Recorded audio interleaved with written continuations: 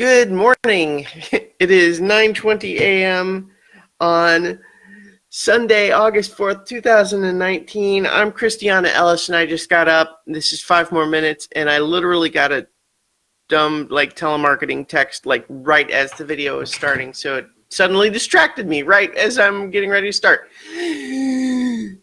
Today's Sunday, so I'm continuing my rewatch of Gravity Falls with Season 2, Episode 15, The Last Mabelcorn. So this episode, I think, has a lot of really great stuff in it, but I'm left ultimately a little bit frustrated because I wish the payoff to the unicorns were different. It's just, I don't know. It's kind of ironic, honestly, that Ford's position on if he had to sum up unicorns in one word, it would be frustrating. Yeah, and it's yeah, only kind of not in the way that I think the show wanted, which is a shame, just because I feel like the rest of the episode has some great stuff in it, and maybe I shouldn't just act as though that one little beat ruins the whole episode, because it's not even that bad. I just feel like that there's more interesting ways they could have handled it. Anyway, so let's talk about this episode. So that we begin with, everyone's asleep, and we have, everyone's just sleeping, but then we see Ford having a nightmare, ? I say question mark just because it seems possible that it's not actually a nightmare, but actually Bill Cipher really appearing in Ford's dreams in a real way, as opposed to it just being a completely figment of Ford's imagination. But we have Bill appearing to Ford, saying, "Oh, hey, old pal," and basically talking about how he's making preparations for the big day and how things change, and he's basically implying he's going to take over the real world in a way that's not entirely clear yet, but it's got some super creepy imagery that's just some great stuff in there, like just being in that field and having the wind blow by and sort of make those corn circles, crop circles, but in the shape of Bill Cipher, and Ford, shouting, leave, you gotta leave out of here, gotta get on out. That comes from me paraphrasing while trying to read an episode summary. And then basically, so he's saying, "You have no dominion here," but Bill's just saying, "Not yet. But I've been making deals," and as we saw in the last episode with Gideon saying he's ready to make a deal. And so definitely some ominous foreshadowing, setting up some of the stuff that's going to happen to come. And in the morning, he therefore is feeling like he needs to have everybody brought in and knowing a little bit more about what they need to be concerned about. It's interesting as a through line that Stan has really no actual contribution to this episode besides just a couple of quick gags at the beginning and the end. But the one in the beginning being him actually carrying out his pug trafficking scheme, which, if you weren't paying attention in the last episode, was one of the listed crimes that disqualified him from being mayor. But just to see it actually being portrayed here is pretty hilarious. And then, of course, later, at the end of the episode, he just sees all of the unicorn treasure on the table and says, "Oh, money," and grabs some. And that's Stan's entire contribution to the episode. But that's fine. So we have, Ford and Dipper and Mabel comparing notes on Bill Cipher, agreeing that he's very dangerous and they need protection against him, but Ford being very cryptic and mysterious and not willing to fully explain what it is that he knows about Bill and how he knows it.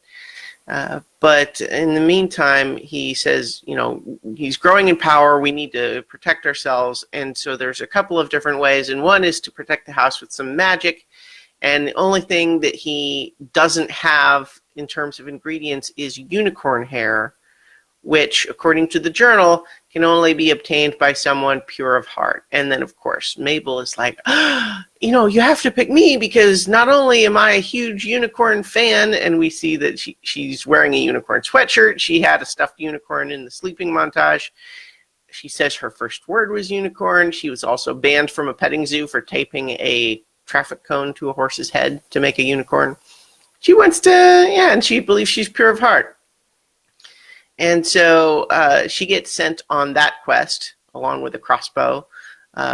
It's a little, the crossbow is a little weird just because it doesn't come up again. There's no payoff to it, which I don't know. It's like, it's not a big deal, but I just feel like there's pieces at the end of this episode that seem like they're not the way it was originally conceived, and it was maybe just it was maybe cut for time or something. They had to shorten it all, but I don't know. In any case, so let's follow the stay with Dipper and Ford for the moment. We'll come back to the unicorn quest there. So basically, Dipper and Ford go to the secret study that was in between, so floor number 2 in that secret elevator, and so there's all sorts of like paintings covered and hangings and everything that seem like covered away, and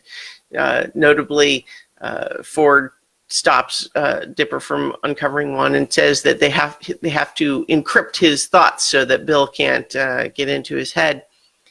He says that he installed a metal plate in his own head, ding, ding, ding, to stop it for his own, but it's all really building up to this idea that Dipper's going through this long process, but he's wearing this helmet that shows his thoughts on the screen, and he's frustrated that Ford isn't telling him more about how he knows Bill. And so when Ford falls asleep during this process, he decides to put the helmet on Ford so he can read those thoughts, and this leads to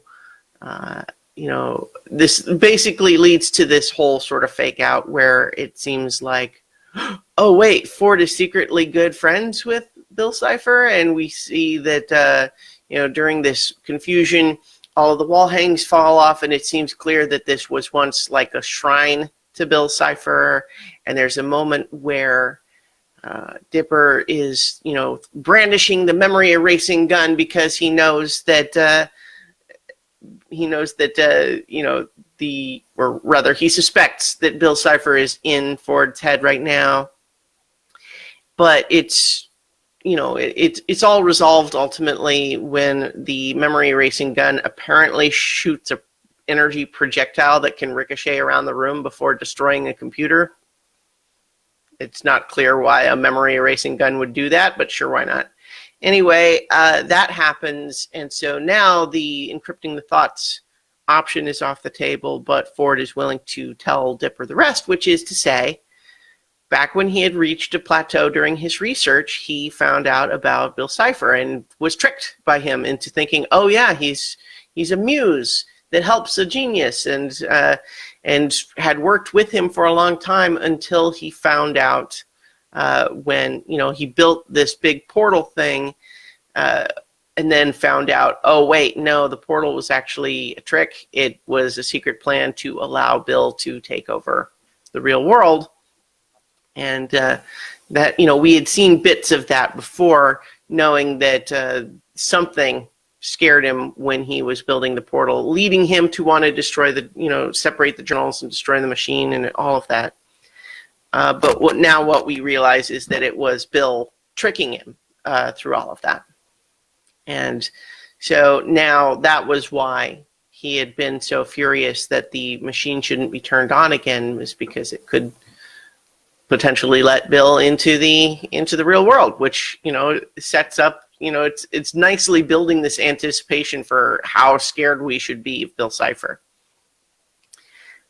So they back on the they finish all of that, and they have to just discuss that they won't be any more secrets between them, and they'll both do anything to stop Bill. But you know, that's where we reunite with the Mabel's storyline. So let's rewind to that. So she brings along Candy and Grenda and Wendy on this quest, where they go to the enchanted part of the forest, and there's a whole bunch of bits about, oh, to raise this like stone circle glade, they need one of the deepest voiced druids to read this phrase, but of course Grenda has a deep voice, so she does it.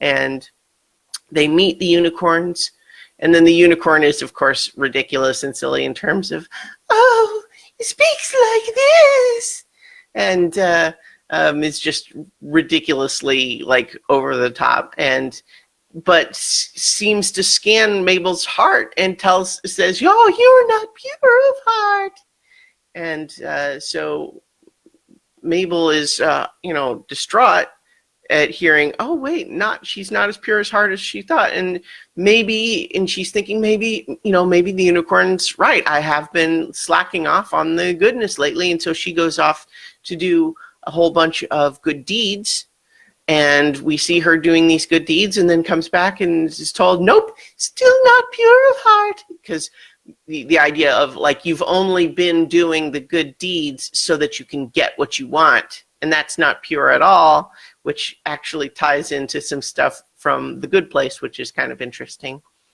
And so, like, at this point, I'm still like engaged in all of this, and I think it's great. And so, but this time, like the unicorn tells Mabel she's a bad person, and so Mabel is really upset. She feels like she's heartbroken here. She doesn't know what to do, and so this is where the other girls are a little fed up with this unicorn and decide that they're going to get their own way to steal some of the unicorn hair. And there's some great stuff with them going to this seedy gnome dive bar and, making this deal with this guy that's like, oh, fairy dust will knock a unicorn out cold, but you got to get me a bag of butterflies. And then there's all this business about them making this like secret meetup to deliver the bag of butterflies and get the fairy dust, but then it's a sting operation where they actually bust the butterfly trafficker,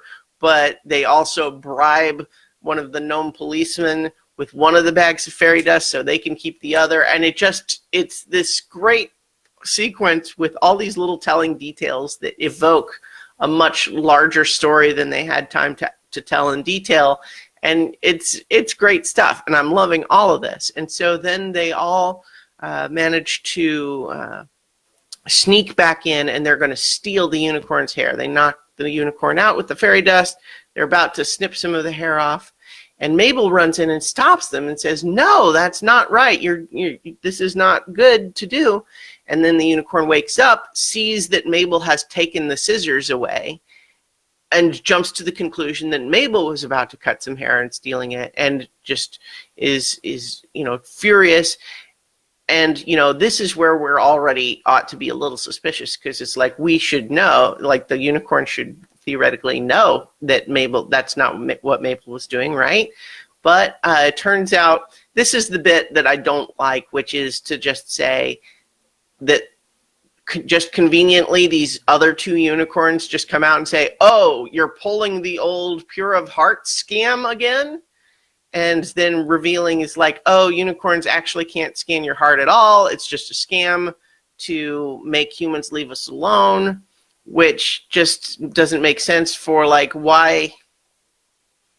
If that's what it is, then why do the other unicorns tell the girls about it?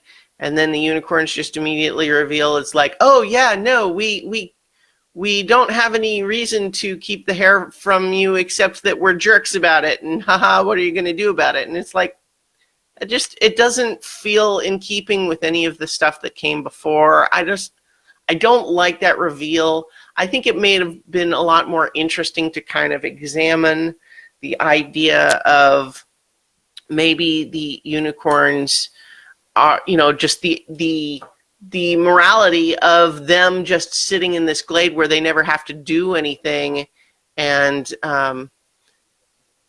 never have to do anything, and they just judge everybody else who actually has to live in the real world. Like, they just live in this little magical glade where there's never any temptation or conflict or anything, and yet they judge very harshly the people who have to be out in the real world. And I think that is something that could have been examined a little bit more. Or maybe it could have been that the unicorns, it could have been that the unicorns are actually like hypocrites about it. Like, they only act pure when there are humans around, but then, like, so instead of it just being, oh, the whole pure of heart scam, it could have still been a lie, but it didn't have to just be revealed by 2 more unicorns showing up and saying, oh, just spilling the beans for no reason. Like, so the idea that it's like, oh, wait, you guys are actually bad all the time. You just pretend that you're not, and yet you're going to judge us while we're actually trying to do something, to protect our family. Like, I think all of that could have been more interesting than just the idea of, oh, hey, let's pretend that, it's like, oh, yeah, we're just actually jerks who do nonsensical things for no reason. In any case, they all fight, and eventually they get the hair and a bunch of other treasure to get them to go away. And honestly, just the whole sequence of them dumping the treasure on the table and them all standing there, kind of beat up, but looking very pleased with themselves. Like, that's all fun again, but I just feel like the turn, I wish they had handled it differently, and it's frustrating because so much of the rest of this is great, except that, yeah. So, Callan, don't worry. Yeah, I understand if you don't know the show, and that's fine. But this is a rewatch for the show, and so you're not doing anything wrong. But yeah, I'm talking about the show because that's what I'm doing on this rewatch show. So, anyway,